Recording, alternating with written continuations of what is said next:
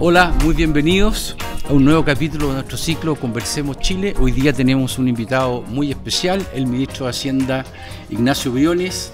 Muy bienvenido, Ignacio. Gracias por la invitación, Cristian, Gonzalo. Y gracias. bueno, ministro, muchas gracias. Esta es una iniciativa de Libertad y Desarrollo y de Exante.cl.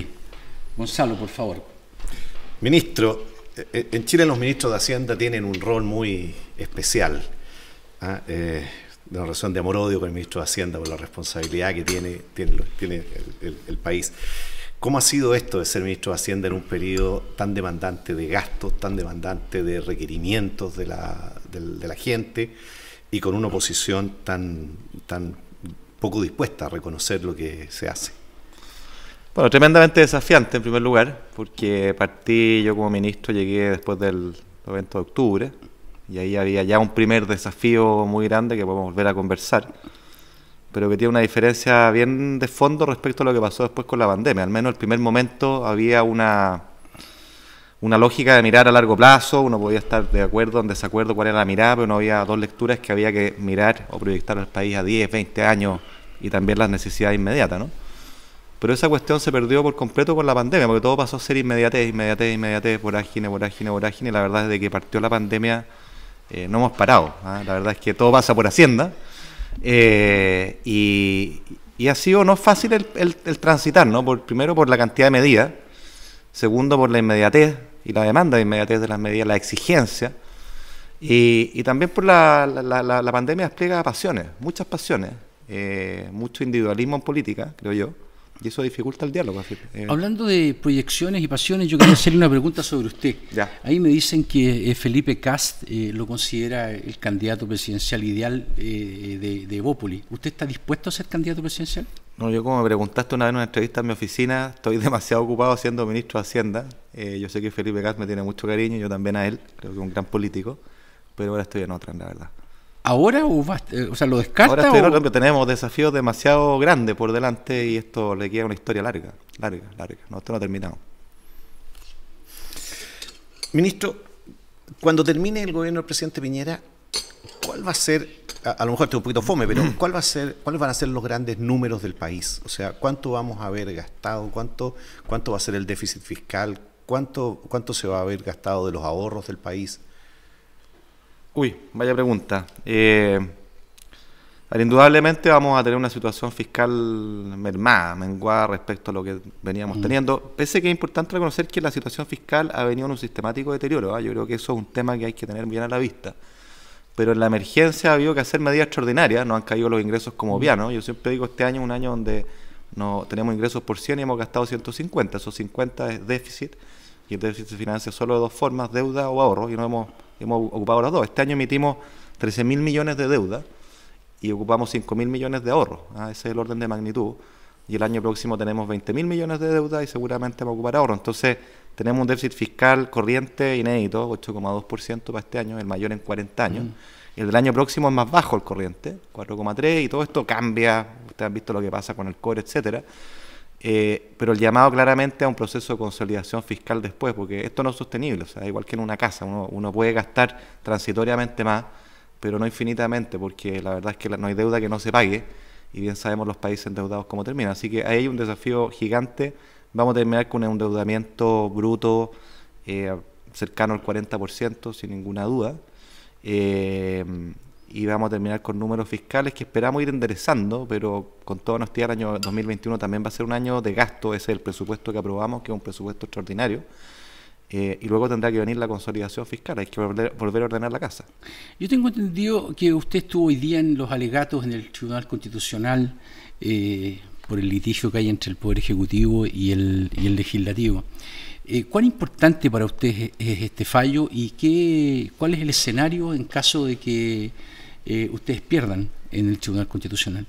Bueno, estar en estos días es un decir, porque en realidad lo vimos por Zoom, lo seguí en mi oficina con una pantalla grande, y lo seguí porque la verdad es que nosotros en Hacienda hemos estado muy involucrados en esto desde el día 1, desde hace varios meses, que planteamos la necesidad de ir al TC, no solo por el proyecto Retiro, sino porque veíamos una proliferación de iniciativas legales que modificaban transitoriamente la Constitución, a nuestro juicio con un atajo, y que ponía en discusión al final del día la limitación de poderes. Los necesarios peso y contrapeso que existe en una democracia sana se van perdiendo cuando un poder va invadiendo las facultades de otro, que era este caso. Entonces nosotros hemos estado muy pendientes. Desde el punto de vista de Hacienda, digo yo. Desde el punto de vista de Hacienda, es que esto tiene mucho que ver con Hacienda, porque por un lado, a ver, parece como lejos de Hacienda porque uno dice, aquí me preocupa la institucionalidad, y en verdad esa es una preocupación fundamental que nosotros tenemos, y por eso desde agosto hemos estado en contacto con los abogados que han hecho este requerimiento, trabajando con ellos, haciendo un buen caso. Pero después, si tú te fijas, tiene todo que ver con Hacienda, porque una de las facultades privativas del presidente de la República en un régimen presidencial, que es el que tenemos y que hay que respetar, tiene que ver con tributos, tiene que ver con gasto público, tiene que ver con seguridad social. Las tres cuestiones estaban invadidas en este caso, pero invadidas también en otras cuestiones, como el impuesto a los súper ricos, se ha hablado de postergación de patentes. Entonces, al final todo esto tiene gasto fiscal de alguna u otra manera, y por supuesto, en consecuencia, que desde Hacienda es una preocupación. Eso explica que usted haya sido el principal impulsor. Yo tengo entendido que fue el principal impulsor, el primero que se lo planteó al presidente, ¿no? Bueno, yo siempre he abogado por esto, porque la verdad es que luego del primer retiro, pero incluso antes había señales ya de que este camino, esta ruta, este modo operandi podía abrirse. Yo recuerdo en julio una portada en el Mercurio que me costó varios dolores de cabeza con la oposición, donde yo advertía que este llamado al primer retiro, vía cambio constitucional transitorio, de alguna manera cuestionaba el acuerdo de noviembre. Me sacaron la mugre, pero a la postre eso se fue probando cierto, porque acá hay dos cosas. Uno es cómo respetamos nuestras reglas del juego hoy día, nuestra institucionalidad, los pesos y contrapesos que son fundamentales para una democracia sana, pero además hay una segunda cuestión, que nosotros tenemos un proceso constituyente institucionalizado, donde el llamado mayoritario de la ciudadanía es a dos cosas. Uno, redactar una nueva constitución, y dos, que esa nueva constitución sea redactada por representantes especialmente electos a esos efectos. Entonces, cuando usted va creando una constitución paralela, bueno, va invadiendo también ese mandato soberano y popular que fue claramente refrendado en el plebiscito reciente. En esto hay un tema de equilibrio de poderes, sin duda, pero hay una cosa más. El constituyente generó la iniciativa exclusiva. El presidente de la República tiene iniciativa exclusiva en una serie de materias, fundamentalmente porque el constituyente confía más en la prudencia del presidente de la República, por las razones que usted mismo dijo. Y ver que el gobierno, que el presidente también manda un proyecto para que se retiren ahorros previsionales. ¿A usted no le parece que hay una contradicción en eso? No me parece que hay una contradicción por varias razones.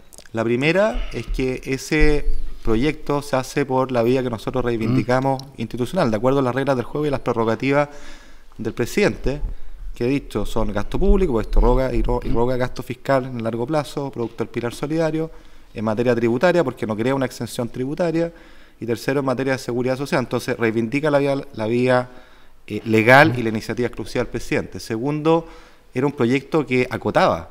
Una cosa distinta es que la tramitación democrática esto no haya salido como entró, pero eso es parte de todo proyecto en el Congreso. Nosotros repusimos en toda y cada una de las instancias, y nosotros como Hacienda lo hicimos en cada una de las comisiones, por ejemplo, la obligación de restituir los fondos, porque entendíamos que esto daña las pensiones. Así que creo que eso son diferencias sustantivas. Y por último hay una cuestión también que es relevante. O sea, acá tú contrastas dos proyectos, uno que es una reforma constitucional que a nuestro juicio genera un atajo y genera además una llave que si tú no eres capaz de cerrarla, y por eso el requerimiento del Tribunal Constitucional para que se pronuncie no tanto sobre el retiro, sino que sobre el mecanismo.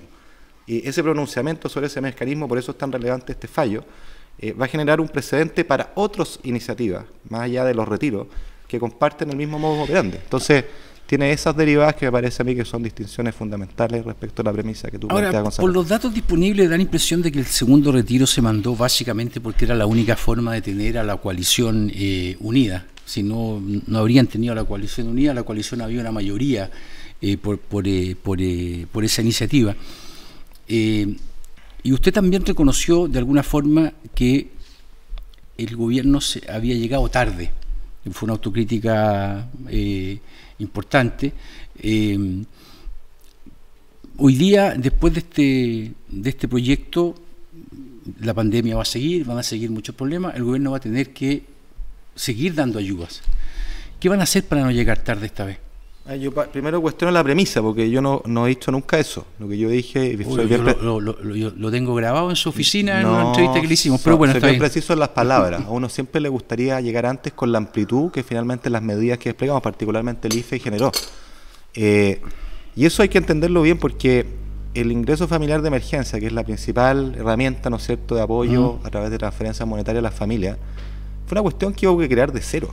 Si nuestra política social no está preparada para atender a millones, llegamos a más de 8 millones de personas, está preparada para atender números realmente inferiores, y además estos números millonarios de personas concentrados en muy pocos meses. Entonces, eso fue una infraestructura que hubo que desarrollar, que tuvimos que lidiar con las limitaciones que tiene nuestro Estado, que ojalá podamos hablar de eso, porque la verdad es que hace agua por muchos lados. Y lo que yo me refiero es que en ese proceso de construcción, incluyendo el acuerdo del 14 de junio, que fue importante para perfeccionar el instrumento, nosotros fuimos aprendiendo, fuimos mejorando y sobre todo fuimos ampliando la cobertura. Si usted se fija, los primeros apoyos de transferencia monetaria llegaban a 3 millones de personas, terminamos llegando a más de 8, pero ese paso de 3 a 8 no es una cuestión de voluntad simplemente, es una cuestión de procesos, de burocracia, de aprendizaje, en fin, ¿no? Entonces, me refiero a eso. Y la diferencia, creo, respecto al año 2021, que es un año distinto, esperamos, en términos de el shock que la pandemia significa, es que hay un aprendizaje, que hay instrumentos desplegados. Por ejemplo, el ingreso familiar de emergencia que aprobamos en la ley de presupuesto, de forma tal de darle un sentido de urgencia, se ancla, se basa en este instrumento ya desarrollado, se basa en una nómina ya de más de 8 millones de personas que están ahí, que no hay que construirla de cero. Así que, evidentemente, todo va a ser más ágil en caso que sea necesario. No quiero polemizar, pero vean la entrevista, de verdad. Ahora, yo lo pregunto básicamente porque el 2021 es un año muy difícil para el gobierno, es un año complicado, hay una baja aprobación, está difícil disciplinar la coalición, hay 6 elecciones, por lo tanto va a exigir un esfuerzo de Hacienda y de todo el gobierno, pero Hacienda es fundamental, mayor. Entonces, me gustaría saber, digamos, más allá de lo que usted me está diciendo, de que hay un aprendizaje, ¿qué cosas concretas uno puede esperar en los próximos meses que salgan de Hacienda? Bueno, hay varias cosas, ¿no? Hay un montón de cosas. Está este IFE, ¿no es cierto? Yo creo que es una garantía tenerlo ahí disponible. Estamos habilitados para usarlo. Esto es importante. Muchas personas piensan que basta la voluntad para que uno haga las cosas. No, aquí se requiere una autorización legal. Y eso es lo que hicimos en la ley de presupuesto. En lugar de ir con un proyecto nuevo, dijimos, ¿sabes qué? Busquemos un acuerdo gobierno-oposición, Chile Vamos, que fue que planteó la idea, y logramos sacar esto y tenemos el instrumento disponible. Eso es uno. 2, está todo el tema de los créditos a las empresas. Nosotros estamos ingresando al Congreso, íbamos a ingresar hoy día, pero vamos a ingresar el lunes, un FOGAPE reactivación, que es por un nuevo ciclo que tiene que ver con financiamiento de inversión en la PYME, en sectores golpeados, pero también en relación a poder consolidar deuda, renegociar deuda, extender los plazos de forma tal de bajar la carga financiera. Y eso es fundamental porque una empresa que por problemas de liquidez muere genera efectos permanentes en la economía. Entonces acá hay que evitar los efectos permanentes. Esa es otra área donde, por supuesto, vamos a estar muy activos. Y lo tercero, el tema del subsidio del empleo. O sea, acá el principal drama, ¿no es cierto? Y la prioridad número 1 que tenemos es recuperar el empleo, porque esto supone ingresos permanentes de la familia, más que hablar de ingresos de emergencia que son contingentes a la pandemia. Hay que recuperar eso, y el plan de subsidio al empleo que montamos junto al Ministerio del Trabajo creo que ha andado bien. O sea, a 2 meses y medio de aplicación tenemos 300.000 personas que han aplicado y esperamos que sean muchas más. Así que varios desafíos. Por supuesto, recuperar el tranco de crecimiento, totalmente golpeado este año por razones obvias, pero que venía golpeado de antes, eso hay que decirlo. Esto no parte ni siquiera a fines del año pasado con los eventos post-octubre. La verdad es que veníamos en declive hace tiempo y creo que esa es una palabra que hay que poner en el centro del debate, no solo para la recuperación inmediata, sino que de mediano plazo. ¿Qué hay que hacer para que el crecimiento potencial vuelva a subir? Pucha, un montón de cosas. Yo creo que hay un montón de reformas estructurales que sabemos que están ahí de larga data, pero que tienen una primera condición. Y por eso volvemos al tema quiero volver al tema del TC. Pero la primera condición para que todo esto pueda montarse es honrar las reglas. Y cuando uno empieza a saltarse las reglas del juego, el juego pierde sentido y se autodestruye. Entonces acá es muy fundamental reivindicar las reglas que tenemos, honrarlas, respetarlas, porque si no todo se desordena. Esa es la primera cuestión, o sea, eso es lo que da certeza a los actores, estas son las reglas con las que jugamos y estas son las reglas que se respetan, eso es válido para todos. Y luego creo que el proceso constituyente tiene algo que decir, obviamente va a generar un ruido de corto plazo, pero si esto se da de manera ordenada, institucional, que es una gran diferencia que tiene Chile respecto a procesos constituyentes que a muchos asusta, es que nosotros, pese a todo, hemos seguido un camino institucional, y es fundamental que ese camino institucional siga, porque esa es una garantía de que este proceso va a ser ordenado y va a primar la moderación, y al final del día nos vamos a dotar de reglas conocidas, claras, para las próximas décadas. Eso es lo que es una constitución, así que yo veo con realista optimismo eso, y creo que a la larga va a ser bien. Y lo último, creo que hay varios desafíos como estructurales, que sería largo detallar acá, ¿no? Pero que son fundamentales. O sea, acá hay una aceleración del cambio tecnológico. La pandemia lo que hizo es movernos de un equilibrio a otro que iba a ocurrir igual, pero aceleró ese cambio, y ese cambio llegó para quedarse. Y acá hay todo un tema que surge naturalmente de competencias para el nuevo ciclo, para las nuevas tecnologías, que te lleva inmediatamente a preguntarte a un problema de larga data, que es nuestro sistema educacional, porque uno no saca nada arreglando la historia aguas arriba, si aguas abajo tiene una falla estructural. Por lo tanto, yo creo que el sistema educacional y cómo lo repensamos pensando en este nuevo paradigma es importantísimo. Perdón que lo interrumpa, ministro. ¿Usted está optimista respecto al resultado del Tribunal Constitucional? Sí, yo creo que tenemos un caso potente, un caso bien ¿Cree que van a ganar? Espero que vamos a ganar. Sí, nosotros tenemos un caso muy potente. Creo que muchas veces se dice que ustedes no fueron al primer retiro y qué sé yo. Recuerden ustedes que el primer retiro lo que se discutía era básicamente el quórum. Pero el argumento que hay acá es mucho más de fondo, tiene que ver con los principios, lo que conversamos al principio, y eso hubo que desarrollarlo. Acá hubo un trabajo serio detrás y creo que tenemos un buen caso. El 2021, con todas las dificultades que mencionamos, es un año en el cual el gobierno no puede ser, ningún gobierno puede ser muy ambicioso en su agenda, porque naturalmente las cosas se complican, hay que ser muy, muy, muy selectivo. Le reformulo la pregunta que le hice anteriormente respecto a los desafíos del próximo año y las medidas que vienen. ¿Cuáles serían las medidas que a usted le gustaría sacar, acotadas, realistas y necesariamente poco numerosas? A ver, yo creo que tú tienes toda la razón. O sea, este es el último año, un año electoral, con muchas elecciones en juego, donde eso va a generar incentivos a los agentes políticos que van a exacerbar un poco esta mirada corta que yo discutí al principio, pero en el cual el gobierno no puede renunciar a ciertos proyectos emblemáticos, creo que son relevantes, ¿no? Y en ese sentido, creo que del lado de Hacienda, para nosotros lo primordial es que esta recuperación del año próximo se produzca, que recuperemos el empleo. Los énfasis tienen que estar puestos ahí, los énfasis tienen que estar puestos en apoyar a las empresas para que puedan levantarse, ¿no es cierto?, y seguir produciendo. Pero hay otras cuestiones estructurales, pensando de nuevo en el crecimiento a largo plazo. Un tema que estamos trabajando en Hacienda, que a mí me motiva muchísimo, tiene que ver con más competencia en el mercado financiero, porque el financiamiento al final es lo que hace la diferencia entre la innovación, el emprendimiento. Una buena idea que encuentra financiamiento, bueno, es un mercado bien desarrollado, un mercado competitivo como el que a uno le gusta. Y ahí nosotros estamos trabajando con el equipo de Hacienda en dos cosas que están relacionadas, ¿no? Una es lo que se llama Open Banking. El Open Banking es básicamente poder compartir, abrir los datos que tú tienes, empresa, persona, de forma tal de que nuevos actores no bancarios, las fintech u otros, puedan ser proveedores de crédito, algo que ocurre afuera con mucho éxito, baja los costos de transacción, apalanca financiamiento, permite innovación. Y eso requiere a su vez una plataforma de protección de datos que no conversa con el estándar que tenemos, y por eso es que le hemos puesto urgencia al proyecto de protección de datos personales. Y creo que es muy importante que pueda ver la luz ese proyecto, sin perjuicio que siempre son perfectibles, esto es dinámico, pero los datos es el insumo fundamental del siglo XXI, y sobre ese insumo se apalancan o se cuelgan, se montan una serie de cuestiones asociadas con competencia, con mercados más competitivos, que es lo que a uno le gusta, y el financiero es uno de ellos. Ministro, me gustaría llevarlo al tema previsional, porque en este momento se está discutiendo eso, se está viendo si se llega o no finalmente a un acuerdo. Se supone, lo que viene de la Cámara de Diputados es que se va a incrementar en 6 puntos la cotización. Sí. ¿Usted cree que es mejor para los trabajadores que ni un peso de esos puntos nuevos de cotización lo administren las AFP? Yo creo que es una pregunta de segundo orden. ¿Ya? porque creo que los administradores, como su nombre lo indica, son administradores, son medios y no fines.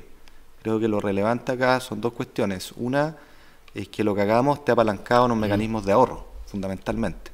El ahorro es lo que permite, ¿no es cierto?, que el sistema sea sostenible. Es lo que además adicionalmente tiene externalidades positivas para la economía, porque financia inversión, financia crecimiento, etcétera, y financia retorno para los ahorros de los trabajadores. Entonces el ahorro es fundamental. Por supuesto tiene que haber grados de solidaridad, porque eso es lo que le da legitimidad al sistema, y el principal problema que tenemos con nuestro sistema previsional desde ese punto de vista, o uno de los principales, es legitimidad. Y el segundo elemento, creo yo, es que una parte sustancial sea de, llamémoslo, propiedad o propiedad restringida de los trabajadores, porque uno podría decir propiedad irrestricta, que es lo que fomenta los retiros, y muchos no se dan cuenta que esa propiedad lo que hace es destruir el sistema previsional, porque la gente quiere la plata no para ser dueño cuando se jubile, sino que ser dueño hoy día para gastársela, y creo que eso contradice un objetivo claro de cualquier sistema. Y agregaría quizás una tercera derivada, que se habla poco, pero para mí es fundamental. Acá hemos estado demasiado tiempo hablando de la tasa de cotización, que es necesario aumentarla, en circunstancias que el principal problema, o si no, probablemente el principal problema, es uno de base de cotizantes. Tenemos una base de cotizantes súper estrecha.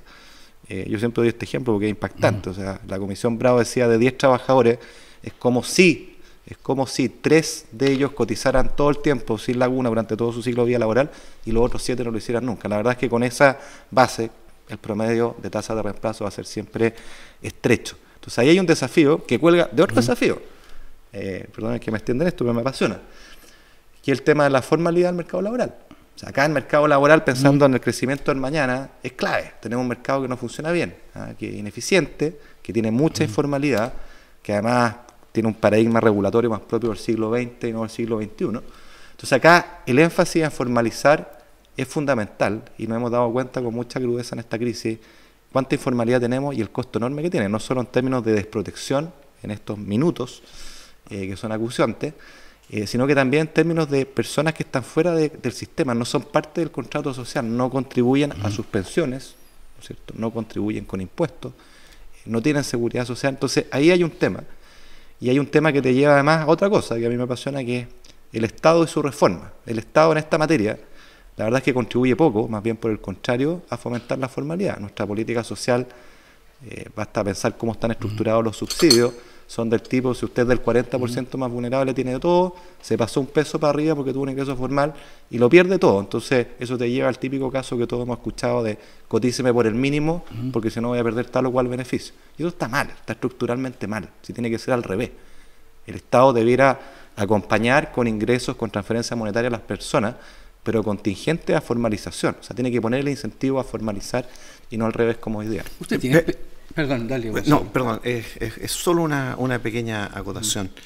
Yo no soy economista, así que perdón si le hago preguntas de segundo orden, pero me pareció entender que usted piensa que para que el sistema tenga legitimidad tiene que tener reparto. No he dicho eso. No, lo que he dicho es tiene que tener solidaridad. La solidaridad, y es buena la precisión, toda solidaridad que hace transferencia intergeneracional es una forma de reparto. Seamos claros en eso. El proyecto del Ejecutivo, el acuerdo que se logró en la Cámara, el 3 y 3, tiene solidaridad, tiene transferencia intergeneracional y tiene una cuota de reparto, por cierto.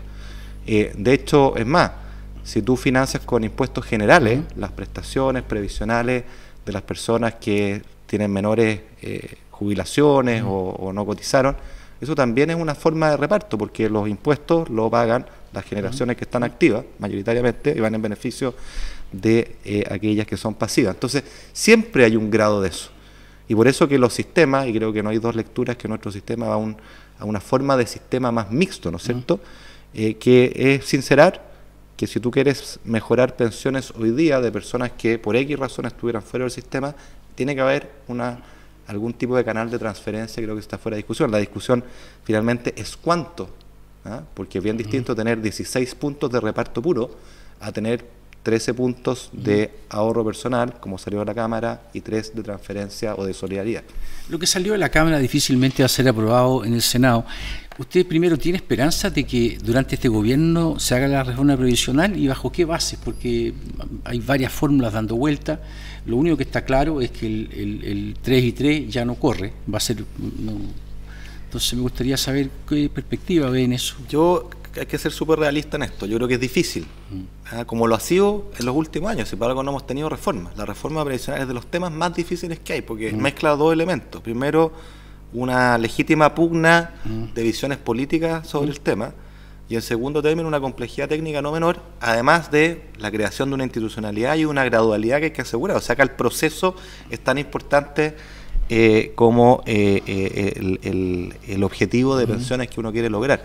Entonces es una negociación política compleja que además tiene un segundo elemento que requiere primero una negociación intracoaliciones, esto es válido para nosotros como para la oposición, y una vez que tú logras eso, poder sentarse y generar un acuerdo. Ahora, yo no pierdo la esperanza de que lo logremos, porque creo que es estrictamente necesario. Creo que además sería una luz de esperanza, una buena noticia sobre una materia de largo plazo, que es lo que a uno le gusta para salir del marasmo del corto plazo y de la inmediatez, de cara a los chilenos. Así que creo pero no que hay novedades sobre eso. No hay novedades. No, o sea, estamos estancados. Lo que es claro que no tenemos más de enero para lograr un acuerdo marco en esta materia. O sea, después ya entramos en otro ciclo y ahí están los tiempos.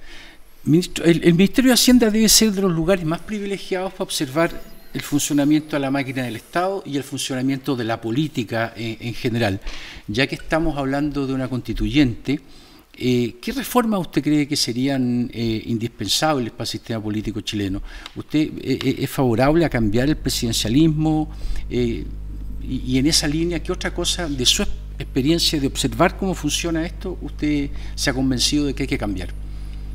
Uy, no me atrevo a dar una respuesta cerrada, pues lo que sí sé, y esto creo lo he mencionado varias veces antes de ser ministro incluso, es el cambio del sistema electoral en Chile generó varios costes, lo estamos viendo hoy día. O sea, tenía ventaja, ¿no es cierto?, que abría la cancha a nuevos actores, más competencia, bienvenido, pero generó una dilución, una atomización de la política cuyos costos hoy día vemos, porque es mucho más difícil lograr acuerdos, mucho más difícil interactuar, ¿no es cierto?, lograr consenso en temas estructurales, no digo en todo. Perdón que lo interrumpa, pero es que en eso estamos de acuerdo, pero eso no es materia constitucional. Yo le decía reformas pero conversa, sobre el sistema de gobierno. Sí, pero conversa con la misma lógica, porque de nuevo, o sea, a contrario censo, cuando uno ve el binominal, por ejemplo, que tenía obviamente varios más de algún problema, tenía una gran virtud, ¿no?, que facilitaba los juegos repetidos entre los actores, generaba disciplina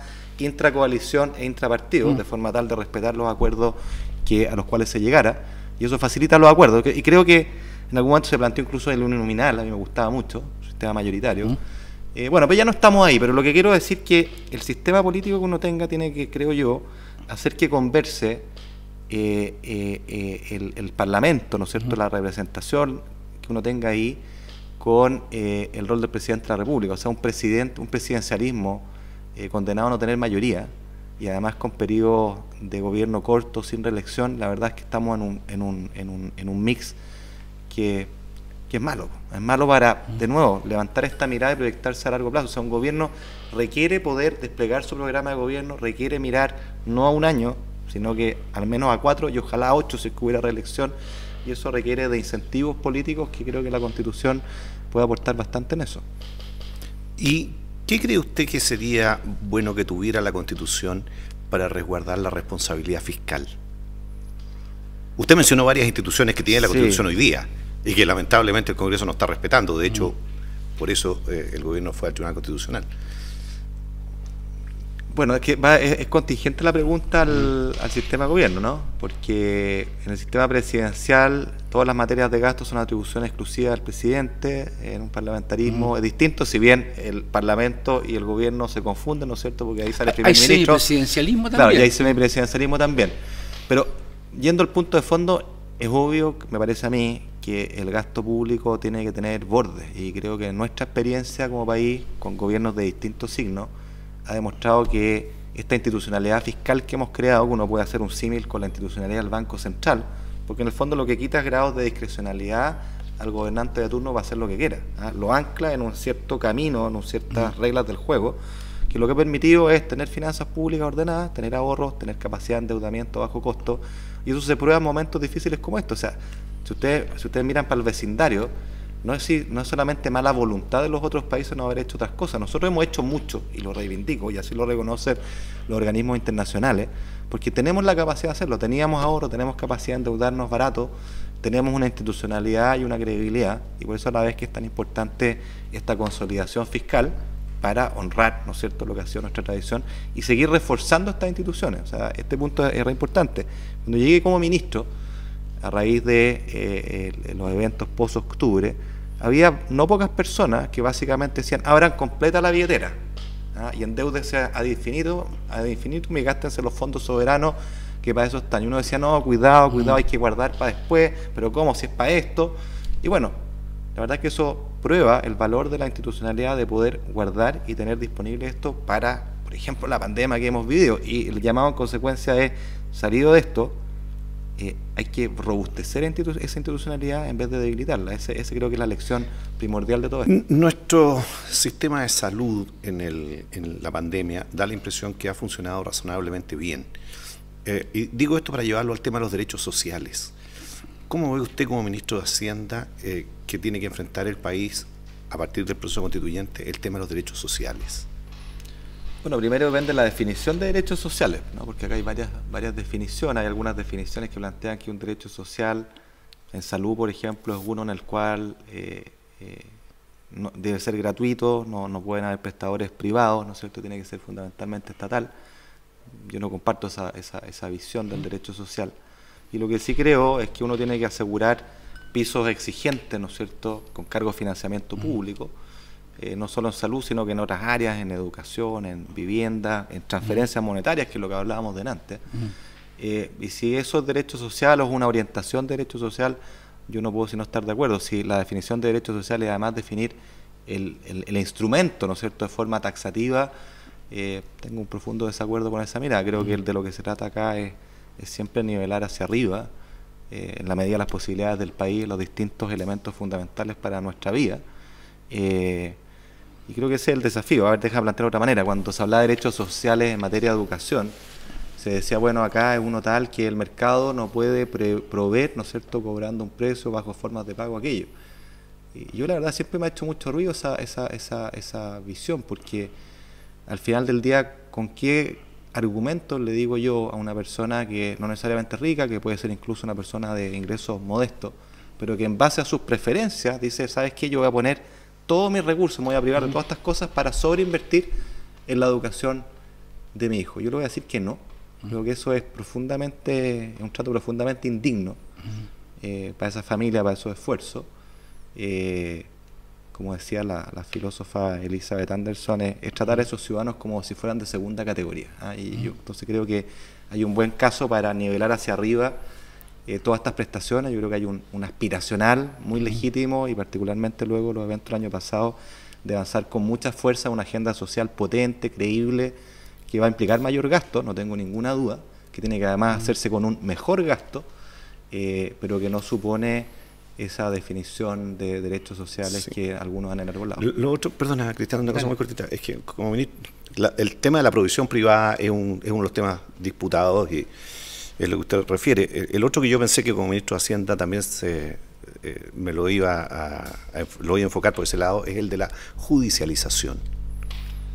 Bueno, es parte de la historia, ¿no? Por cierto, porque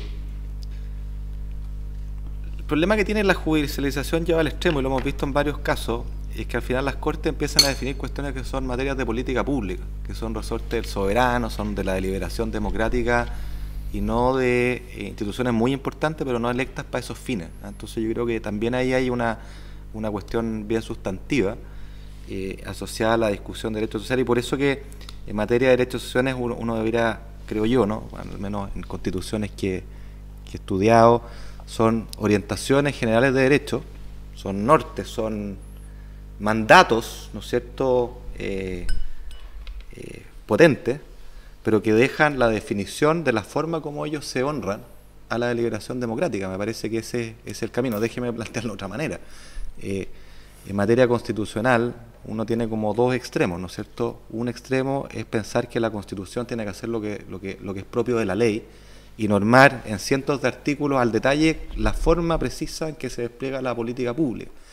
Yo creo que ese es un mal camino, desde el punto de vista de la política pública, por lo que tú dices, pero además es un mal camino desde el punto de vista de la democracia, porque la democracia se enriquece cuando esas definiciones son tratadas en la ley a través de los distintos gobiernos que tienen legítimo derecho de desplegar sus programas de gobierno, y no en cambio que queden grabadas en piedra, porque una constitución tiene cuoros de reforma que son distintos a la ley, naturalmente, y que están pensadas para durar varios años. Entonces, ¿qué tal si la generación actual define la política pública, porque eso es lo que estamos hablando, de la generación que sigue y la que sigue?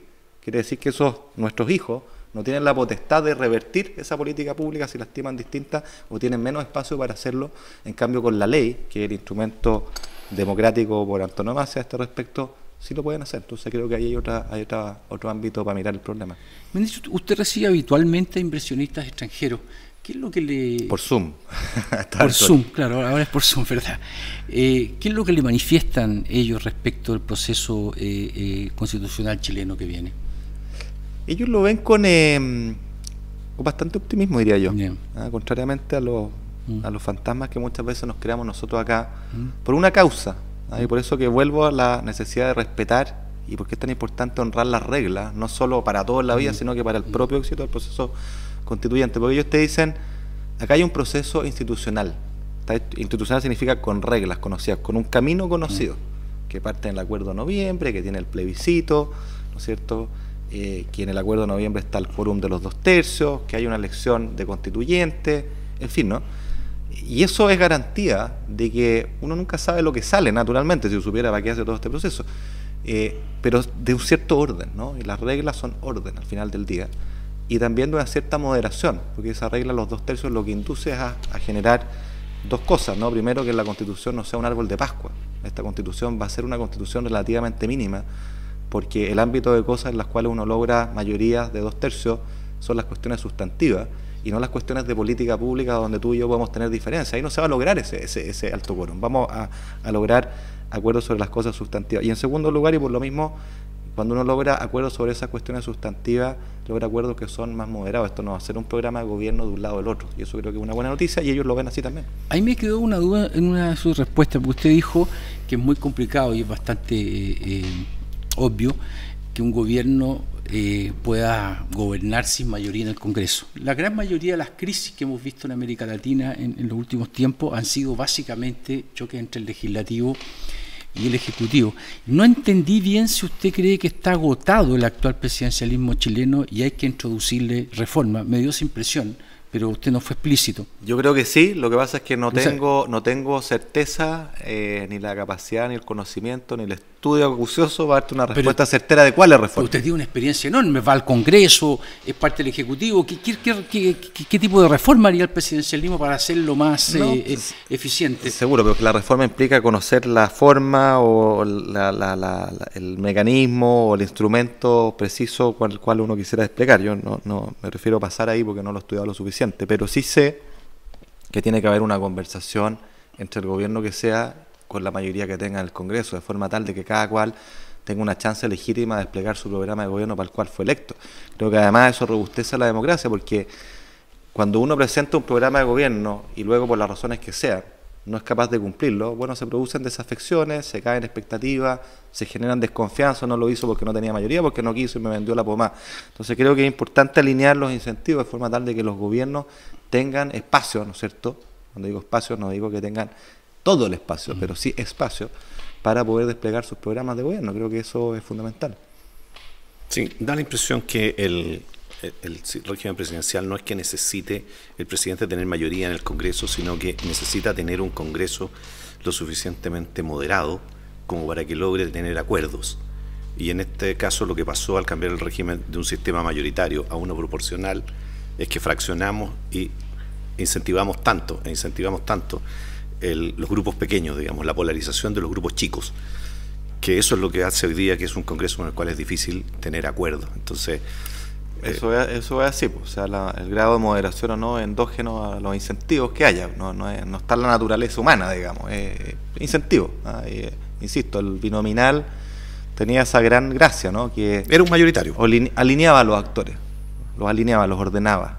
Y entonces cuando yo acordaba contigo, si después salía uno que se desviaba y deshonraba el acuerdo, ese tipo pasaba a ser, o esa persona pasaba a ser un cadáver político, porque sencillamente su partido lo dejaba fuera de la lista, y en un sistema binominal el independiente estaba muerto, ¿no? Entonces, esa es una amenaza muy creíble. Y claro, creo que en un sistema presidencial eso funcionaba bien. Ahora, hay otros mecanismos, hay otros regímenes que permiten alinear estas dos cuestiones, que es que haya concordancia, haya alineamiento entre el Congreso y el gobierno. A su modo de ver, ¿qué cambió para siempre, digamos, para siempre, pero cuál fue el cambio estructural que produjo el 18 de octubre y que va a permanecer? Yo creo que produjo un cambio estructural que tiene que ver con las confianzas. Las confianzas se desvanecieron en muchos planos. Y por eso se recupera con el tiempo. Pero es que es súper difícil, no es fácil recuperar las confianzas. O sea, la confianza es súper difícil construirla y es súper fácil perderla. Y eso en todo orden de cosas. Las empresas les pasa lo mismo. Entonces, acá hay un desafío de volver a construir confianza, de que la gente vuelva a creer en las instituciones principales de nuestro país, de nuestra república. Y eso es un trabajo a fuego lento. Eso va a ser necesario. Y yo creo que una de las claves para eso, honestamente, por eso pongo acento en esto, tiene que ver con al menos dos planos. Uno, una agenda social potente. O sea, acá yo he escuchado o conversado realmente con gente que dice, oye, si la pandemia, como que vamos a volver para atrás y a la gente ya se lo olvidó. No, eso es un grave error. O sea, acá hay un antes y un después en términos de tomarse en serio las brechas de desigualdad, pero sobre todo desigualdad de oportunidades que tenemos en Chile, que no nos permiten competir en cancha pareja en términos del despliegue de nuestros proyectos vitales, en términos de nuestros emprendimientos de toda índole. Y eso la verdad es que es un escándalo, ¿sí? Debería alarmarnos y alertarnos a todos. Entonces, por eso digo, acá tiene que haber un esfuerzo creíble de nivelación hacia arriba en términos de piso social, en términos de ciertas seguridades sociales, particularmente en un entorno, como hablábamos delante, tecnológico, que va a generar sectores ganadores, sectores perdedores, donde vaya a tener que reconvertir sectores y competencias. Eso se hace más acuciante que nunca. Yo creo que con esa señal de tener una mayor igualdad de oportunidades, una chance justa de poder desplegar sus proyectos, es un elemento fundamental para esa legitimidad y para esa confianza. Y lo mismo pasa, creo que esta es otra clave, para bien o para mal, yo creo que se instaló con elementos justificados, a mi juicio, una sensación de abuso, de impunidad en muchas áreas, que ha sido exacerbada después como eslogan por la izquierda de los poderosos versus el resto, pero que tiene una génesis o un sustrato de realidad. O sea, acá uno ve que hubo financiamiento de la política y no pasó nada, o pasó poco. Uno ve que en el pasado hubo grandes escándalos de corrupción y pasó poco, y eso es lo que ve la gente. Yo no digo que me subo exactamente a ese mismo barco, pero lo entiendo y empatizo con eso. Y claro, cuando eso pasa, lo que ocurre es que la gente tampoco ve que se han hecho cambios en la dirección correcta. La gente no ve, y me tengo que debatirlo muchas veces, que hoy día tenemos una institucionalidad de libre competencia y una ley anticorrupción que de hecho pasó la presidenta Bachelet, y que es una buena ley que nos va a permitir sancionar con dureza las prácticas colusivas en el futuro. Pero como todavía seguimos viendo casos antiguos, la gente dice, ya, de nuevo, esto. O sea, yo creo que acá es fundamental legitimar al mercado. Quienes creemos en el mercado, yo creo profundamente en el mercado y en su valor, es fundamental que haya mucha competencia y sanciones ejemplares a quienes deshonran las buenas prácticas y la buena fe en el mercado. Y eso creo que no lo hemos tenido.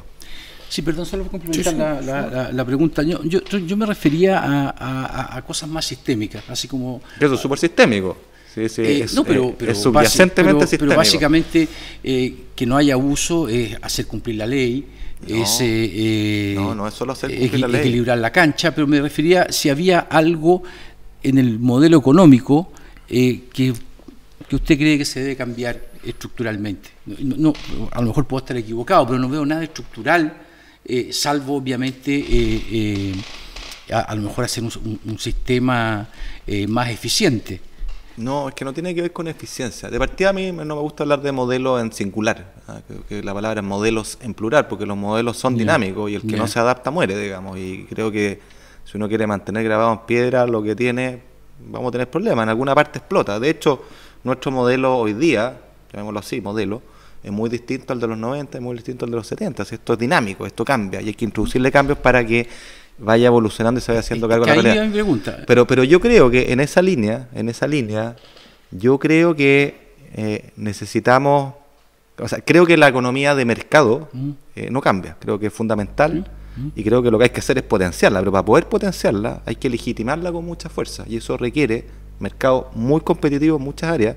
Creo que nos falta avanzar en esa dirección en muchos temas, y de verdad sanciones ejemplares a quienes se desvíen y deshonren al mercado, porque si no, la percepción de la gente es que acá hay un juego de cartas marcadas de algunos señores, algunas empresas o alguien que tiene ciertas prerrogativas, y eso es fatal, pues eso destruye la confianza en el mercado. Entonces yo vuelvo a insistir, para quienes creemos en el mercado es muy fundamental ir en esa dirección. Entonces, y lo otro es el tema social. Yo creo que van de la mano. O sea, acá lo hemos puesto como dicotómico, que crecimiento a través del mercado y la innovación y el emprendimiento es como que se opone a prestaciones sociales más exigentes. Yo creo que son complementarias, y creo que en el ciclo que viene se potencian, y es fundamental que se potencie.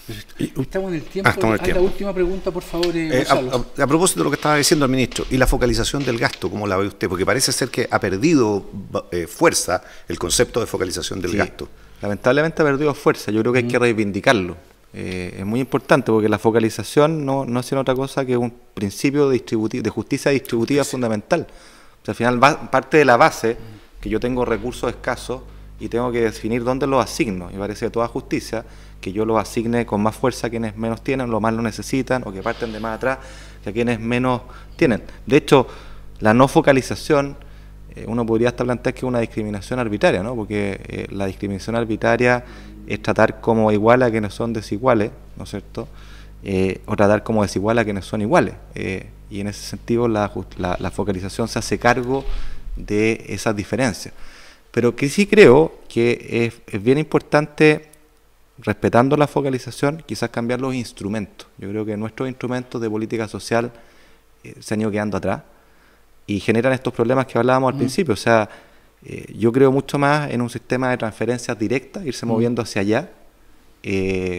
Técnicamente, si ustedes prefieren, un impuesto negativo al ingreso, que le pase plata a las personas, quizás asegurando un cierto piso mínimo, y que si esa persona es capaz de generar ingresos, no sea penalizado, ¿no? O sea, que vaya decreciendo respecto a los ingresos, y por esa vía incentive la informalidad, que es un tremendo problema que tenemos.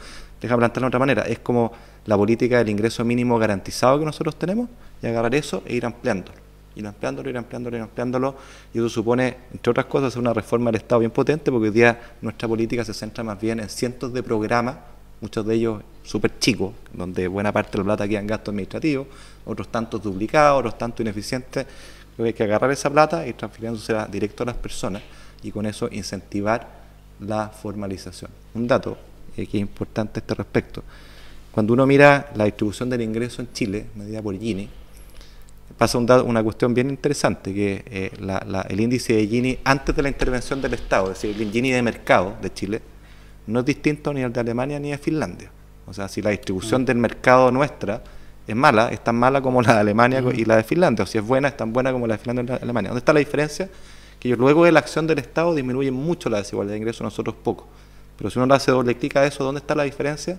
No está tanto en la progresividad del sistema tributario, que se aporta 1 de 4 puntos, reducción de Gini viene por ahí, pero 3 de 4 vienen de estas transferencias directas. O sea, yo creo que la lección para nosotros es clara, hay que ir por ese lado, y eso sigue respetando la focalización, pero con los incentivos correctos, creo yo.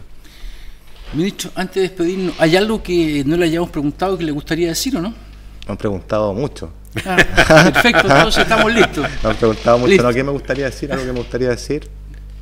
No, creo que he hablado mucho. Muy bien, me parece perfecto.